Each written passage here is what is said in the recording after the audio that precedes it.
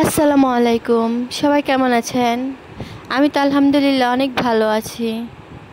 তো চলেন অনেক দিন পর আজকে একটু রান্নাবান্না দেখাই।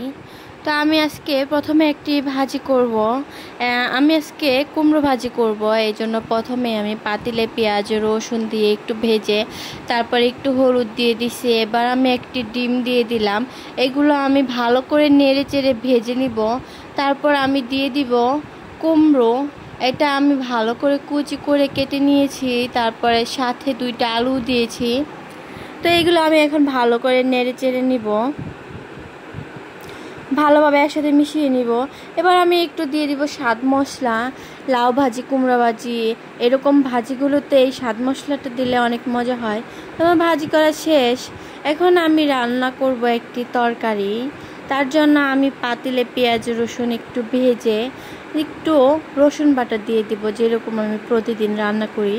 তো এইগুলো আমি একটু পানি দিয়ে ভালো করে কষিয়ে নিয়ে বাকি মশলাগুলো দিয়ে দিব, যেমন পরিমাণ মতন হলুদের গুঁড়া, মরিচের গুঁড়া, ধনিয়া গুঁড়া, লবণ ইত্যাদি। তারপরে এইগুলো আমি ভালো করে কষিয়ে এখন দিয়ে দিব একটু চিংড়ি মাছ। আমি আজকে তরকারিটা রান্না করব চিংড়ি মাছ দিয়ে। আমি আজকে রান্না করব কচুরমুখী। এটাকে অনেকেই অনেক নামে বলে, তো আমি এটাকে কচুরমুখী বলি। আপনারা কি নামে কে কি বলেন জানাবেন। তো আমি সব কিছু একসাথে ভালো করে মিশিয়ে নিয়ে ভালো করে কষিয়ে নিব। তারপর দিয়ে দিব একটু ঝোল। তো ঝোল দিয়ে আমি এটা অনেক সময় রান্না করব। এই তরকারিটা একটু ঝোল রাখতে হয়, না হলে রান্না শেষে দেখা যায় মুখিগুলা ঝোল খেয়ে ফেলে কেমনে জানি রে ভাই, জানি না।